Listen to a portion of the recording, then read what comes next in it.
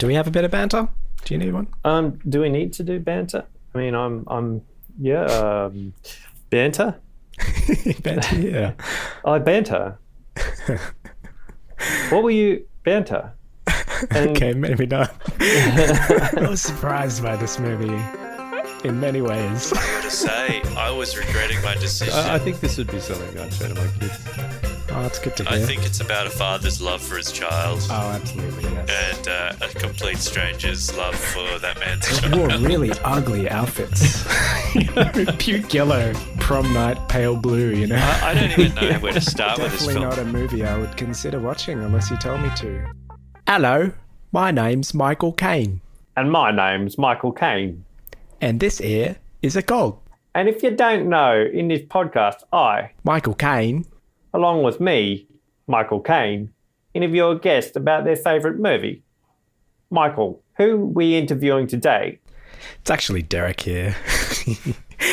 And this is our very special Christmas episode with Peter's wife, the lovely Alicia. I'm very excited to have you on. Thank you for joining us. Thank you, Derek. Thank you, Pete. No worries. What movie do we have today? Well, when I was approached by Pete to do the Christmas special with you guys, I thought there was only one film that I could possibly do, and that is The Muppet Christmas Carol from 1992.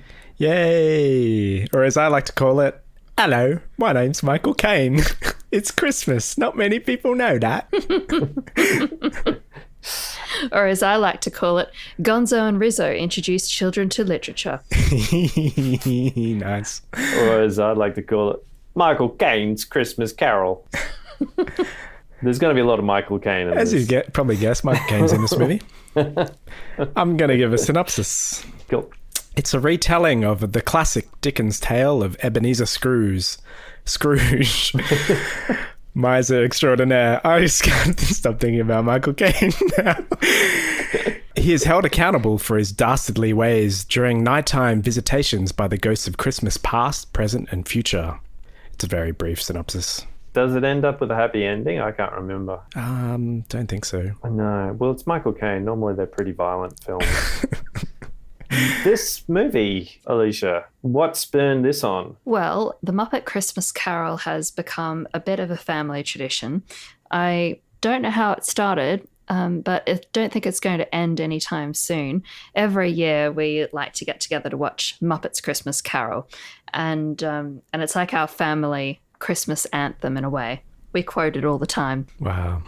And I'm actually beginning to quote it as well because I've been getting doused with it over the last few years. Oh, yeah?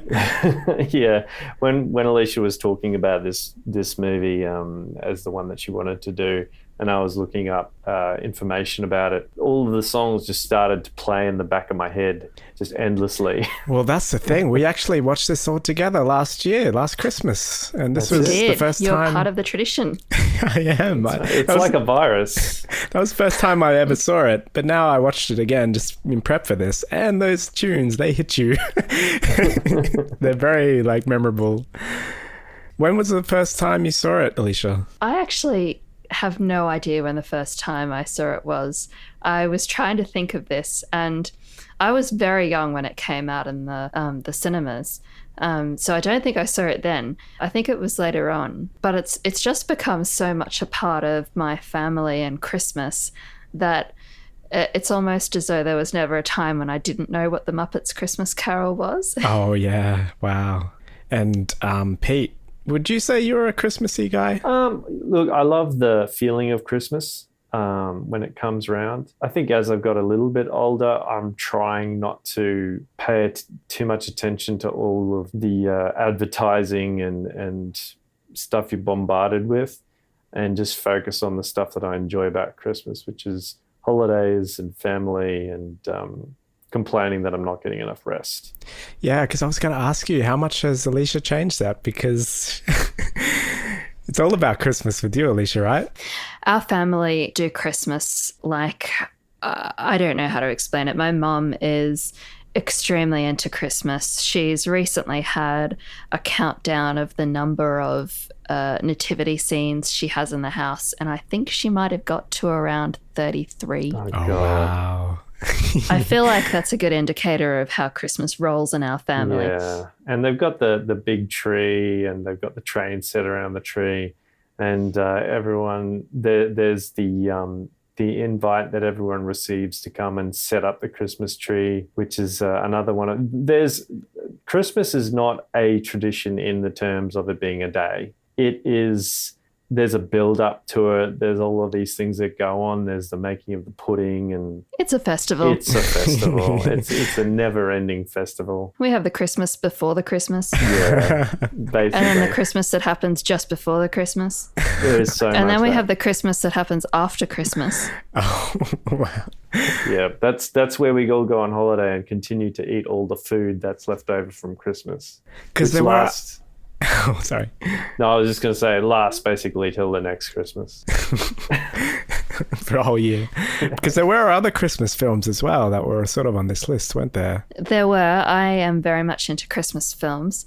I've actually this year expanded my Christmas viewing. I watched Elf for the first time. Oh, how was that? Will Ferrell. Yes. And I have to say it's not going to make my my top 2 list, but I don't think much would be able to make the top 2 list because it's pretty full, 50% being Muppet Christmas Carol and the other 50% being Miracle on 34th Street, which is my other all-time favorite Christmas film. The newer 90s version as opposed to the older version, which I haven't actually seen. And well, this film is a Muppets film, and the Muppets were a massive part of my childhood as well. The Muppets movie is on my mug list. Did you have a favorite Muppet, Alicia? Look, I didn't watch the Muppets as in the television series all that much as a child. I think the Muppet Christmas Carol was really my first introduction to Muppets. So I just loved all of the characters. Kermit, I always call him Kermie, is probably my favorite. But a close runner-up would probably also be a Rizzo the Rat. He's great in this, yeah. And Gonzo is another favorite. There was a Muppet movie, I forget the name of it, but it focused on Gonzo, and it was about him meeting his family and him being an alien and a bit different from everyone else. And there was this hilarious scene in it where he's eating his breakfast cereal, and the cereal is letters, and all of a sudden he tunes out a little bit as he's sort of monotonously eating his breakfast, and the breakfast cereal moves into a word that's like, hi Gonzo or something like that.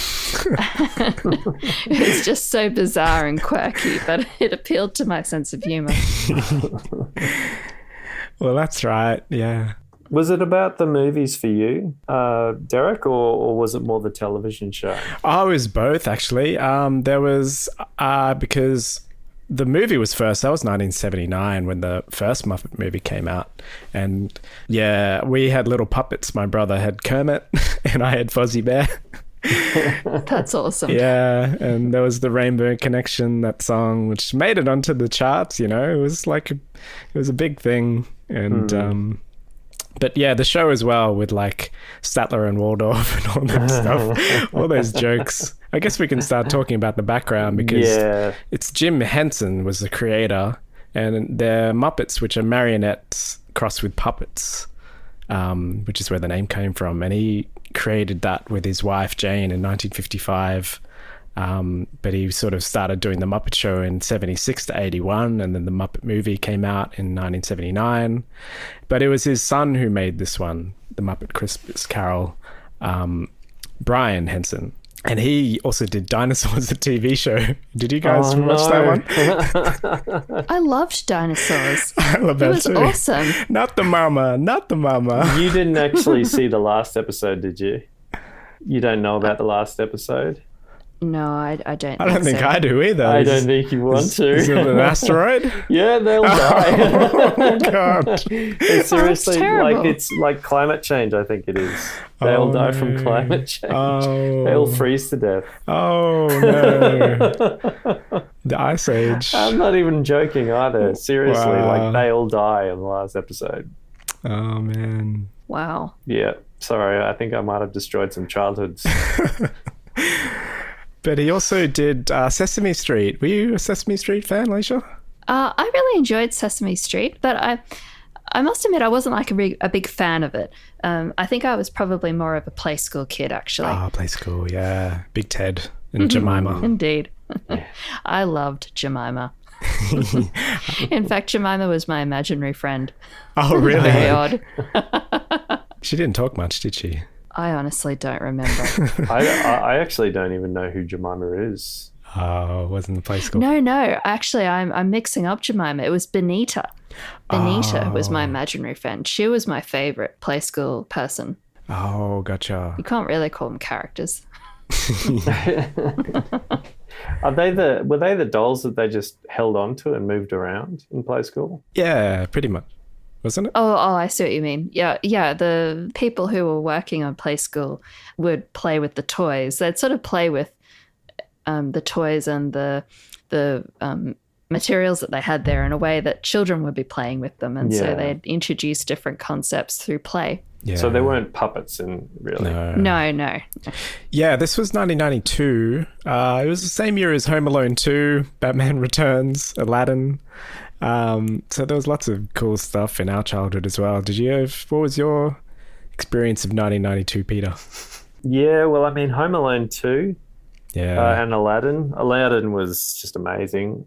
This movie didn't really hit me. I'm not sure if I even got to watch it until much later. Yeah, me neither is the thing. But I had Michael Caine. Michael Caine. But Home Alone 2, with the pigeon lady and the complete and utter violence, when you're a little kid and you're just really excited to watch two robbers get brutalized and just... I wonder how much violence occurred to adults as a result of those films. Like how many accidents around the house by kids mimicking. Setting traps. I reckon there's got to have been a few fatalities. Oh, maybe. Macaulay Culkin fatalities. Yeah. But the Muppet stuff is all very sort of meta-referential, and we've sort of gone about this before with Mel Brooks and Marx Brothers. They do all these bits to camera, and like they joke about like, with him and Rizzo and Gonzo, they're talking about the narration in first person, and that you can't be Charles Dickens, things like that. Did you pick up that aspect of the Muppets, actually, especially in this film, because I think one of the really great things about this retelling of the story is that it doesn't. The Muppets always assume that their audience, being children and adults, are intelligent. They don't dumb it down. In fact, they make an effort to have plays on words, to make jokes that require someone to understand who it is that wrote this story. There's a certain amount of required knowledge that they expect of the children and the adults watching, and they play on that. And so I think it really encourages learning and critical thinking in a really fun way. And it makes watching it as an adult more enjoyable as well, I found, because that was the first time I saw it last year with you guys. And so I'd be interested to know a little bit about your thoughts on it, Derek, because it's almost like you're watching it for, as an adult experience. Yeah, I loved it. It was great. But I must admit, I haven't read the Dickens. Have you? No, actually, I haven't. I've been meaning to put it on my holiday list. I think this should be the year for it. Yeah. And I read one interesting thing with Michael Caine, Sir Michael Caine. He told Brian Henson, I'm going to play this movie like I'm working with the Royal Shakespeare Company. I'm never going to wink. I'll never do anything Muppety.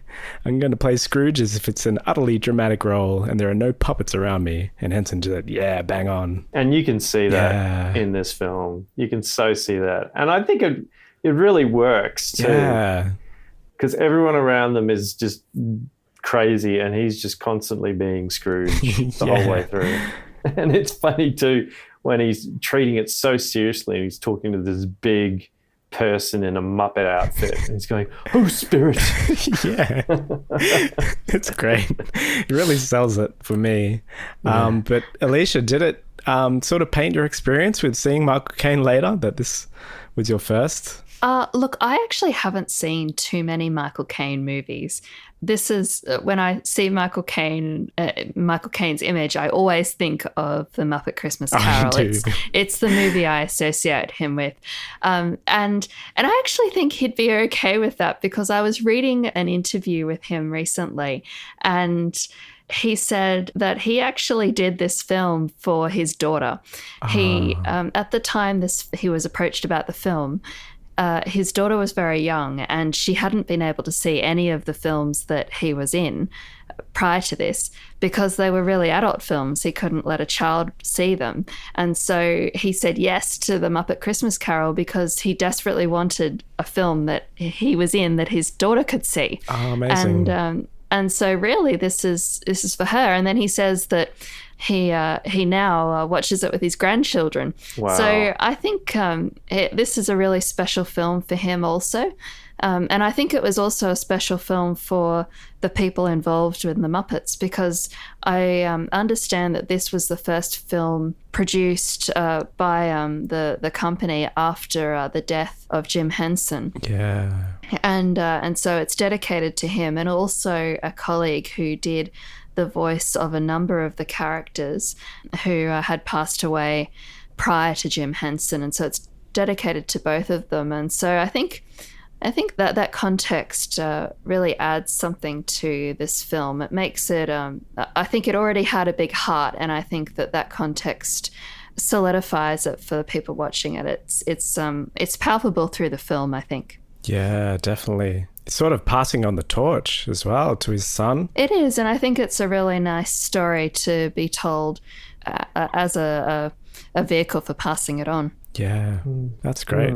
Should we get on to the acts? Yeah, we should get into it. So Act 1. I had Act 1 as Easy Good, He's Ebenezer Scrooge. Do you remember that song? Yeah. You can't forget Okay. it. Mine was, hello, my friend. I'm Michael Caine.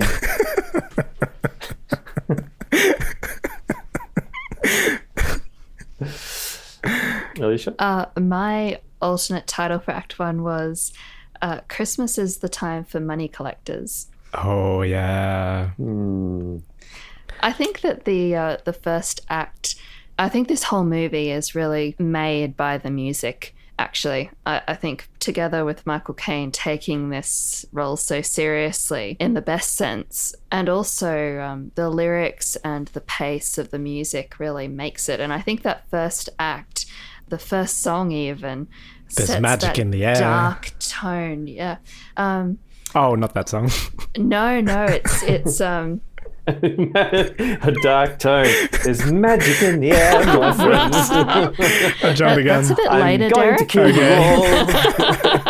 all. Oh, we're talking about the Miles Goodman score. Yeah. Oh. The introduction to Scrooge is him pacing through the town. Oh, gotcha. And yeah. And the focus is on his feet. And I think it's just such a brilliant choice of opening, I think, because his feet are huge. They look huge in that shot, and they're meant to. This is the weight of someone who's oppressing this village or this city or these people, and all these little people are around him and talking and singing about him. And the first line, I think, is, when a cold wind blows, it chills you to the bone. And for me, I just love the way the Muppets, the lyrics of these songs they're so simple. They're poetry, really. They're such that they evoke such images and feelings. Like when I hear those lines, I feel chilled by it, but without knowing any of the context or any of or seeing the images in front of me. Those lines are really quite chilling, and I think that's what, to me, this movie is probably one of the more profound reimaginings of Dickens' tale. Because it sees it through the eyes of a child, but it has the intellect of an adult, I think. And so I think the music is a really big part of that. Yeah. I'll just add that the music's was composed by Miles Goodman, who did Little Shop of Horrors and La Bamba and Teen Wolf. But Little Shop of Horrors, yeah, the musical stuff. Yeah, I know what you mean with that. It grabs you immediately almost. The songs are written, I think, by Paul Williams, whereas the score was composed by Miles Goodman. Oh, gotcha. Okay, thanks for that correction. Oh no, well, it's not really a correction. It's really more they were collaborating on it, and I think that Paul Williams had written Rainbow Connection prior to that. I think he really knew what he was doing when it comes to writing music for Muppets. Yeah, well, yeah, it is kind of it is a bit different from writing a musical score because they're not really singing. It's not the purity of voice that goes into a Muppet song that evokes the power. It's more of the tune and the lyrics. Yeah, they all sort of sing in character with their different accents. Yeah. I really love that it's in character and they all have different accents. I was thinking to myself, what is a Muppet really? And it's almost like they're a cross between an animal and a person. Because some are animals and some are just unidentifiable types of creatures. But I was thinking about what that might mean. And I think the animals have that pure way of looking at the world, or at least we perceive them to be quite pure in their outlook. You know, they have very simple drives and they wish to please, more or less, whereas people are very complex. And I think that's why the Muppets really worked for this story, because it's about the transformation of a human, but it's told in such a simple yet profound way. I really think the Muppets could only have done it that way, because it's the Muppets have that it's almost innocent naivety to it in a way. The innocent naivety, yes, is what really makes this movie special, I think, because in a lot of ways Scrooge is a very innocent and naive person in that he's cruel and he's harsh and he has one way of seeing the world and he doesn't understand the complexity of it, and so the spirits are showing him that. Well, yeah, one thing I'll add to the animals thing, like it opens with these pigs and the pigs are just having a conversation. It was a fine meal. Yes, wasn't it? What should we do now? Let's have lunch. Oh, good idea. It's that very sort of simple animal life. And yeah. You just sort of brought back to the fact, this is just a simple story. You don't have to be too cerebral about it. It is. Yet I think that having that scene with the pigs, I always found stood out to me because it was someone other than Scrooge being completely blind to the poverty and the cruelty that they saw around them. Yeah. It's that for me, they were the creatures of apathy. And I think that I thought it was interesting that the Muppets in their retelling of this chose to really put that in the foreground, because really, I mean, if you're going to be cerebral about it, you know, the creature, the Scrooge character is created through an awful lot of people's apathy, who haven't really invested. You know, he's a lonely child. He's someone who doesn't have friends, who spends all of his holidays working, who is directed into this career that maybe wasn't really what he wanted, or maybe when he got there he wasn't able to see the joy in life. You know, the Fuzzy Bear scene through the movie with the Christmas party of the first firm he works for, and he's still working and still trying to figure it all out, and Fuzzy Bear is trying to say, you know, relax, it's okay, but he can't bring himself to. So I think that I think there's an awful lot in this film, actually. Yeah, I think I have to watch it again now. Yeah. I was just in it for the tunes. Yeah. That too. And I must admit, you know, we haven't really had a discussion about this before. So it's interesting what you're saying, because I really hadn't looked at it through that type of a lens. It was all about the peppy tunes and the the seriousness of Michael Caine for me, and just just listening to his accent really is the only thing for me that really matters in this world. But this first act really is about setting the scene. Act 2, does it really start with when he goes into his home and that's when the first ghosts arrive? Yeah, I guess so. Because I had Act 2 as ghost floats into a bar, barman says, "We don't serve spirits." And that's when Marley and Marley appear and Statler and Waldorf. Yeah. And my Act 2 was, "I'm Michael Caine and I need a good kick up the bum."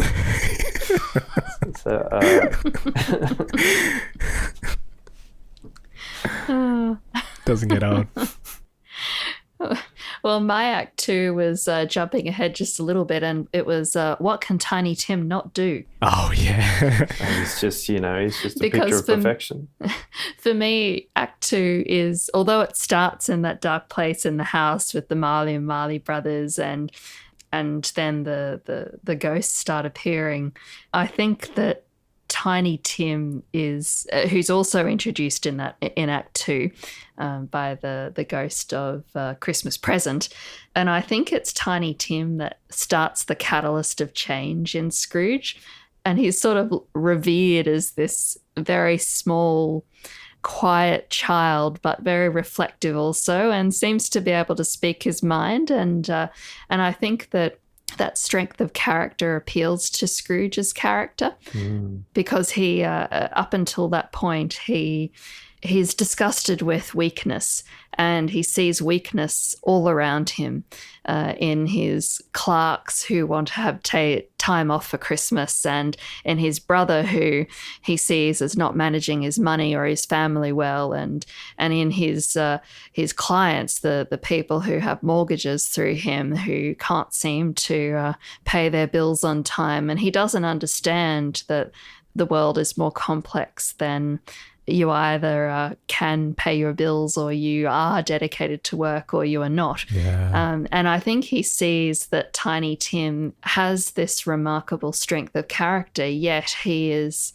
so weak physically and so unable to look after himself, and in Scrooge's mind would probably be unemployable for a variety of reasons. And so I think that it strikes a chord with Scrooge. Yeah.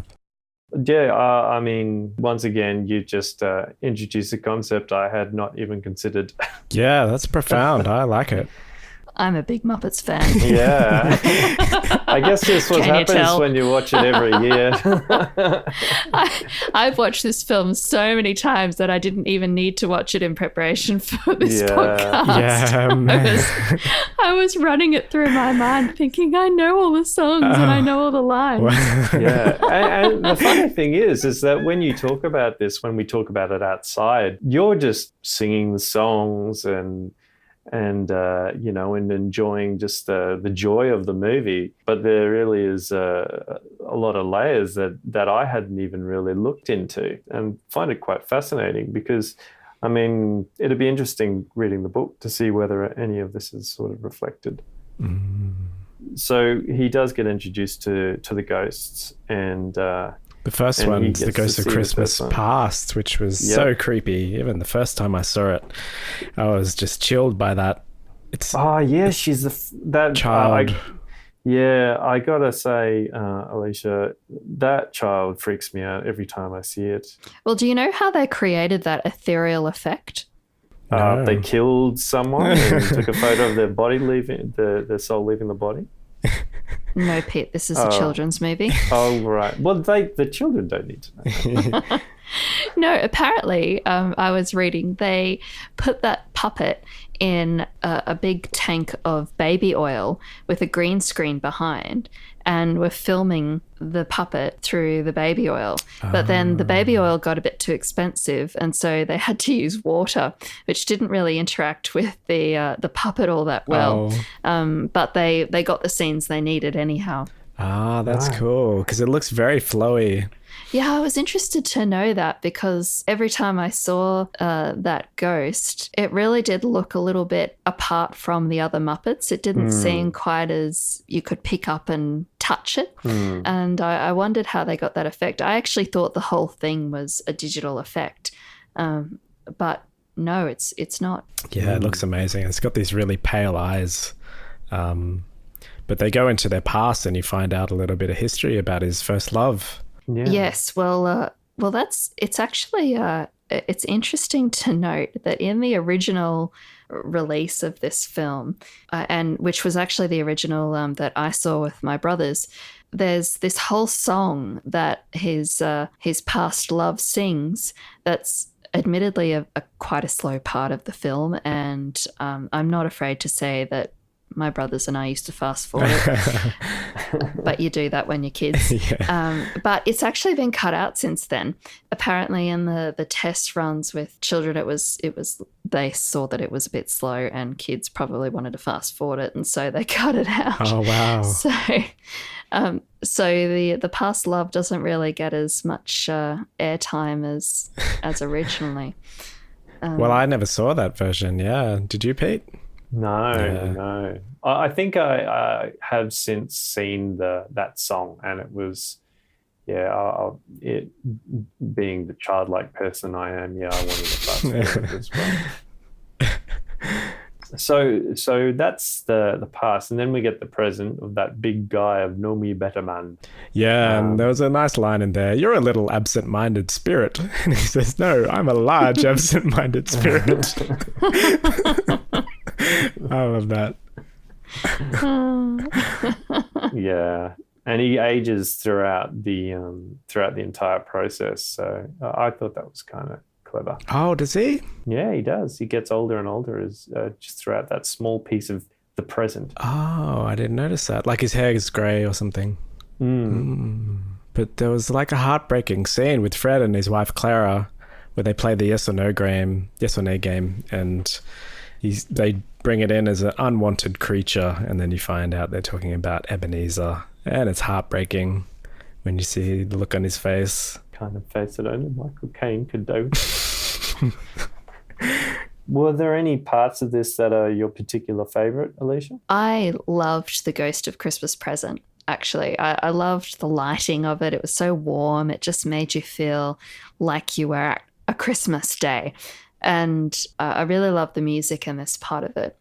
Seeing the Cratchit family, I always felt terribly sad at that part. One of the things I was wanted to mention actually was I think one of the other reasons that this film is such a powerful portrayal of the story is that it's so tangible.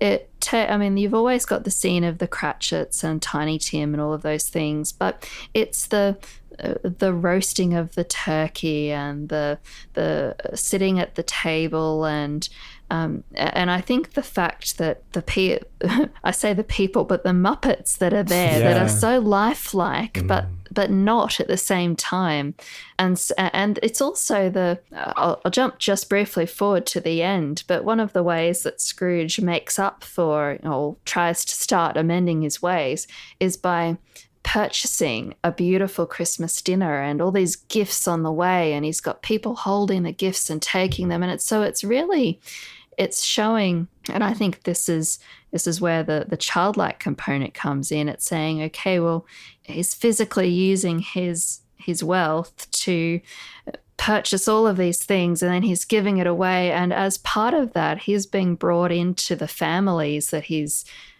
now taking care of, and he's now attributing some of their situation to his own doing, and he's taking responsibility for that, and he's been brought into their family. And so I think that in the Christmas Present part, that Act 2 is where he first sees that it's possible to have a family Christmas that's happy and that's warm and where everyone is included, and you don't have to have wealth to create that. And I think it's interesting that one of the scenes originally in Act 1 is him refusing Christmas dinner with his own family.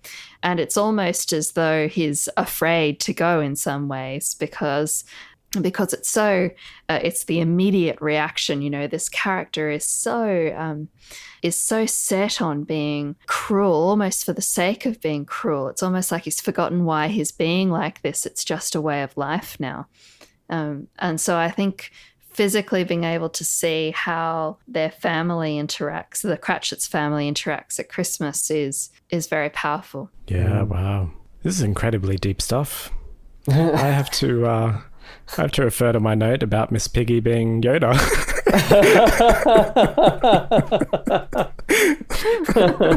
See, we're just here to balance out the depth because there's just none here. Because it's voiced by Frank Oz. And I didn't know he also did yoga. he does Yoda. Yeah. And, I reckon he does yoga as well. and there's one bit where he's like, I would give him a piece of my mind to feast upon. And it's exactly like Yoda to me. I love Miss Piggy. Yeah, she is a classic, isn't she? She is brilliant. It's like, I love Peter, her so. remember to turn the roast. And it's like, it smells so good, Mother. It does, doesn't it? That's sass. It's all about the sass. Yeah, there's a bit of sass there. So I guess that so we have the past and the present, and then we move forward into the darker part. The ghosts of Christmas yet to come. And I just have ghost jokes. What do baby ghosts wear on their feet? Booties. How do they keep it? They exercise. Did you get these from a Christmas cracker? I think he got it from the pile of Christmas crackers they rejected. Well, mine was, I'm Michael Caine, and I've seen the light. Good old Michael. My Act 3 title was Muppets Make Everything Better.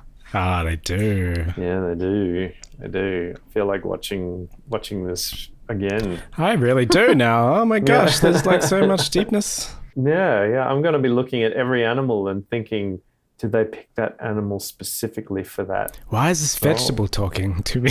Yeah, is it the representation of lack of protein in people's diet? Of course, it could just be that I've read way, way, way too much into this film. And in fact, they didn't intend for any of the above. No, I think it's makes a lot of sense.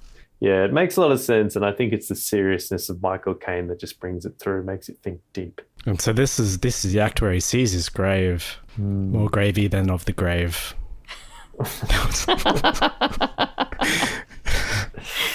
Yeah, and it'd be nice and spooky for kids too, because you always got to have a bit of that spooky part. Was this a bit scary? It felt a bit scary for a kid. It was, but you'll notice that there was a little tagline by Gonzo and Rizzo, I think, saying, "Oh, this is too scary for us. We'll see you at the finale." And so it's sort of that fourth wall breakdown again, where you think, "Oh, okay, it's a movie. It's all right. It's a bit scary, but there's going to be a finale." Yeah. Yeah, this is something to look forward to. And that does harken back to that comment you made about how the Muppets sort of represent the child. I think they really do, actually. Brings it back to the level of the child of, we think this too. Yeah. Exactly. Yeah, it's saying, "Oh, we're on your side. We know all about, what you're thinking." Yeah. Yeah. And then he turns his new leaf. And he gives a donation to Beaker. I love Beaker. It's like a gift for me. And the music's swelling, and it's just Beaker. He's not saying anything.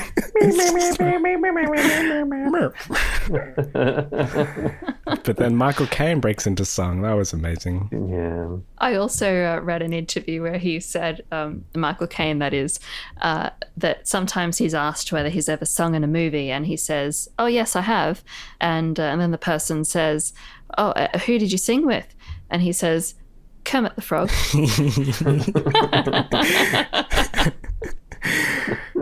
And they would have thought he's just taking the piss, but no. Yeah. And this is where he was giving out all the gifts, and I did notice that he gives coal to the bookkeepers of the store. Yes.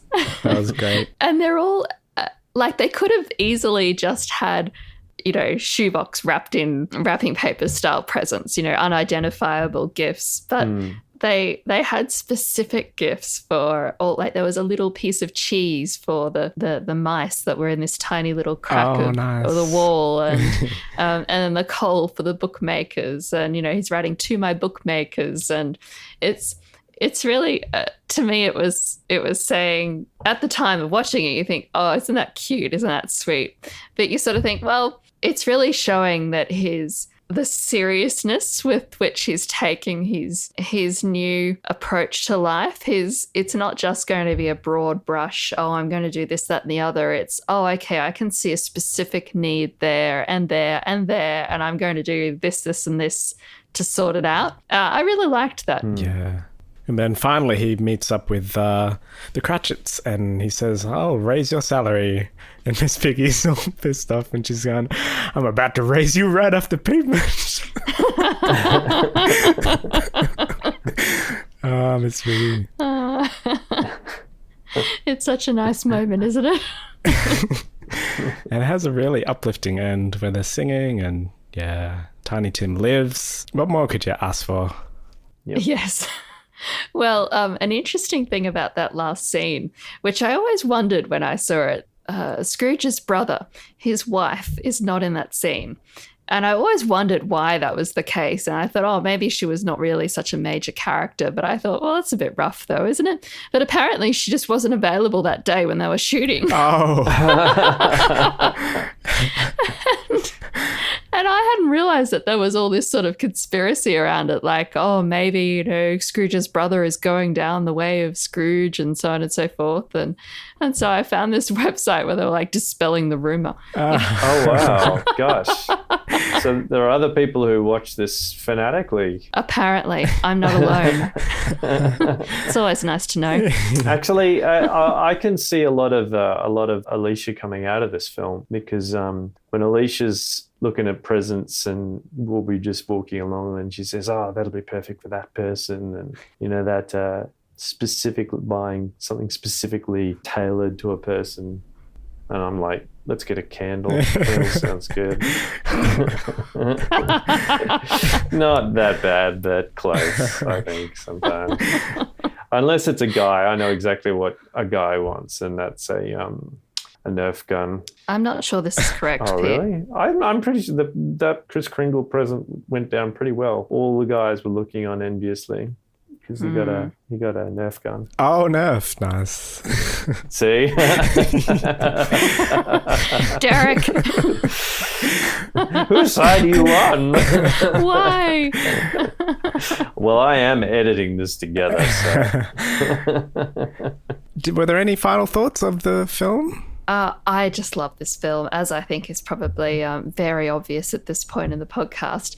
It's my favorite Muppet film, and it's my favorite Christmas film. I think it does everything right, and I think that Michael Caine was the perfect person to be there, and it makes me love the film even more to know that it is so special to him also, and that he really chose it for his daughter. And I think that's really lovely. Yeah. And how would you rate it on your nostalgia meter? Well, is a nostalgia meter like the best, is the best like number 10 as in it's fabulous, or is it more about, can you explain the nostalgia meter? It's a really specifically designed concept where we don't know what it is. Yeah, we don't. Oh, right. In that case, it gets a 10. Yay. Okay. But they all go to 11. What? Actually, Pete has said 11, I think, on one of these. Yeah, so. Okay, I'm one-upping then. I'm going 12. 12. Oh my gosh. No, 11.9. Well, that is. Well, I mean, that sounds like Christmas Eve to me. So. How about you, Peter? Do you have any final thoughts? I do enjoy watching this at Christmas. It does bring a lot of this the positive spirit that can be associated with Christmas through. Because I know it's not always a great time for people, Christmas. But I think that it does represent a lot of the positive aspects, and that's why I enjoy it. But also for the songs and Michael Caine, because that's really what's important in life, isn't it? Giving and Michael Caine. It's a great Christmas film, though. The last year when I saw it with you guys was the first time I saw it, and it's so great. And I think that's the way you have to watch it, being shared with family, in your new house with the Christmas tree and friends. Yeah. That's right. You got to buy a new house every time. You have to come and see it again with us because now we've got a new puppy. Oh, yeah. Remy has to be introduced. Your new little Muppet. He hasn't watched it yet. He is such a Muppet. Well, I was just thinking there is another Muppets movie that would probably be even more in your line because it's got Tim Curry in it. Oh, is there one? Oh, gosh. I think he is in Treasure Island. Oh, I haven't seen that one. Yeah, but I do think this is probably the best. Yeah. So, well, thank you so much for being on this, Alicia, and one-upping us in every single way about the knowledge of movies. It was amazing. I can't believe it. Thanks so much, Alicia. Thank you very much for having me on, guys. It's been a lot of fun. And thanks, everyone. Merry Christmas. Yeah, Merry Christmas. And what song would you like to leave us off with, Alicia? A song. There's magic in the air. Did I get it right this time? No. See, there's only one person here who actually knows the lyrics. I am not going to sing on your podcast. I draw the line there. Sorry, guys. Oh, really? Hello, Mr. Humbug. Hello, Mr. Grimm. All right. Thanks very much, Thanks guys. so much. Merry Christmas. Hey, Merry Christmas. Merry Christmas.